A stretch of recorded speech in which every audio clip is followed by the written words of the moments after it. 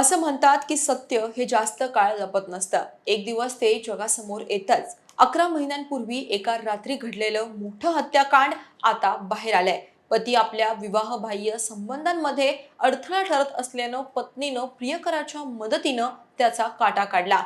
पती बेपत्ता असल्याचं सांगत प्रियकराच्या ती घरी सुद्धा राहिली. मात्र एका चुकीमुळं 11 महिन्यांनंतर या प्रकरणाचा उलगडा झाला. नवी मुंबईत सध्या जोरदार चर्चेत असलेलं हे प्रकरण काय आहे, कसं उघडकीस आलं आणि पोलिसांना या प्रकरणात आतापर्यंत कोणते पुरावे मिळाले, या सगळ्यावर आज आपण सविस्तरपणे चर्चा करणार आहोत. नमस्कार, मी अक्षता. आपण पाहताय मुंबई आउटलुक.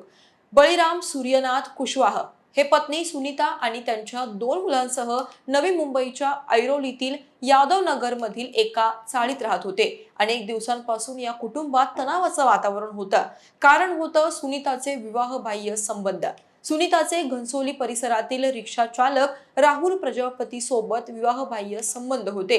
या संबंधाची माहिती पती बळीराम कुशवाहला मिळाल्यानंतर त्यांनी पत्नीला अनेकदा समजावून सांगितला. मात्र सुनीतानं त्यांचं एक ऐकलं नाही. सुनीता प्रियकर राहुलच्या प्रेमात वेडी झाली होती. राहुलला मिळवण्यासाठी आणि प्रेमातला अडथळा कायमचा दूर करण्यासाठी तिनं पुढे जे केलं त्यानं संपूर्ण महाराष्ट्र हादरलाय. सुनीतानं प्रियकर राहुल सोबत मिळून एक प्लॅन आखला. सुनीतानं 9 ऑगस्ट 2025 रोजी आपल्या दोन्ही मुलांना जवळच्या नातेवाईकांच्या घरी पाठवलं. घरात कोणीही नसल्याची खात्री करून रात्री पती बळीराम झोपल्यानंतर त्याच्यावर हल्ला केला. पोलिसांनी केलेल्या तपासात सुनीता आणि राहुल यांनी मिळून बळीराम यांचा झोपेत असताना गळा दाबून त्यांची हत्या केली आहे. त्यानंतर मृतदेहाची ओळख पटू नये म्हणून या दोघांनी धारदार शस्त्र आणि कटरच्या सहाय्यानं त्यांचे शिर धडापासून वेगळे केले. त्यानंतर शरीराचे 3 तुकडे करण्यात आले. या संपूर्ण प्रकारात आरोपींनी अत्यंत नियोजनबद्ध पद्धतीनं पुरावे नष्ट करण्याचा प्रयत्न केला. मृतदेहाचे तुकडे केल्यानंतर ते बेडशीट आणि घरातील काही कपड्यांमध्ये गुंडाळून ठेवण्यात आले. त्यानंतर राहुलनं आपल्या रिक्षामधून हे अवशेष गवळी देव डोंगर परिसरातील जंगलात नेले. जंगलातील वेगवेगळ्या ठिकाणी हे तुकडे फेकून काही भाग पुरण्यात सुद्धा आला. गुन्हा घडल्यानंतर घटनास्थळावरील पुरावे नष्ट करण्याचाही प्रयत्न करण्यात आल्याचं पोलिसांनी सांगितलंय. त्यामुळे सुरुवातीला हा प्रकार कुणाच्याही लक्षात आला नाही. घटनेनंतर बळीराम अचानक बेपत्ता झाल्याचं चित्र सुनीतानं निर्माण केलं होतं. सुनीतानं नातेवाईक आणि शेजाऱ्यांना बळीराम कोणालाही काहीही न सांगता घरातून निघून गेल्याचं खोटं सांगितलं. अनेक महिने ती हाच दावा करत राहिली. दरम्यान काही दिवसांनी ती दोन्ही मुलांना घेऊन घनसोली परिसरात राहुल सोबत राहू लागली. काळ पुढे सरकत होता, पण बळीराम यांचा कोणताही संपर्क होत नव्हता.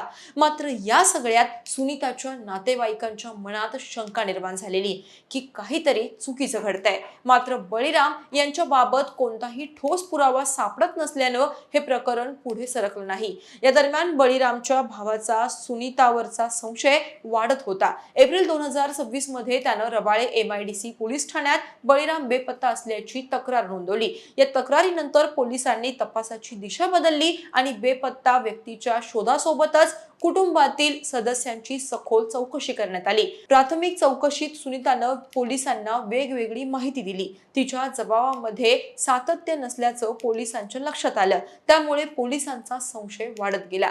त्यानंतर तपास पथकानं सुद्धा तांत्रिक पुराव्यांचा आधार घेत call detail record, mobile location आणि इतर डिजिटल माहितीची पडताळणी केली. या तपासात सुनीता आणि राहुल यांच्यातील सततचा संपर्क, त्यांच्या हालचाली आणि काही संशयास्पद बाबी समोर आल्या.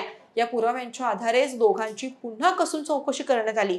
अखेर चौकशी दरम्यान दोघांनी गुन्ह्याची कबुली दिल्याचा पोलिसांनी दावा केलाय. कबुली जबाबानंतर पोलिसांनी आरोपींनी सांगितलेल्या ठिकाणी जाऊन तपास केला. जंगलातील परिसराची पाहणी करण्यात आली असून गुन्ह्यात वापरलेली साधने, मृतदेहाचे अवशेष आणि इतर पुरावे शोधण्याचं काम सुरू असल्याची माहिती पोलिसांनी दिली आहे. या प्रकरणात फॉरेन्सिक तज्ज्ञांची मदतही घेण्यात आली आहे. घटनास्थळावरील प्रत्येक पुराव्याची तपासणी केली जाते. तपासादरम्यान मिळालेल्या पुराव्यांच्या आधारे आरोप अधिक भक्कम करण्यासाठी पोलीस प्रयत्न करतात. आरोपींना अटक केल्यानंतर न्यायालयात हजर करण्यात आलं. न्यायालयानं दोघांनाही 7 दिवसांची पोलीस कोठडी सुनावली आहे. या कोठडी दरम्यान खुनासाठी नेमकी कोणती हत्यारं वापरण्यात आली, गुन्ह्याचं प्लॅनिंग किती दिवसांपासून सुरू होतं मृतदेहाची विल्हेवाट लावताना आणखी कोणी मदत केली का, तसेच पुरावे नष्ट करण्यासाठी कोणकोणते प्रयत्न करण्यात आले याचा सखोल तपास पोलीस करत आहेत।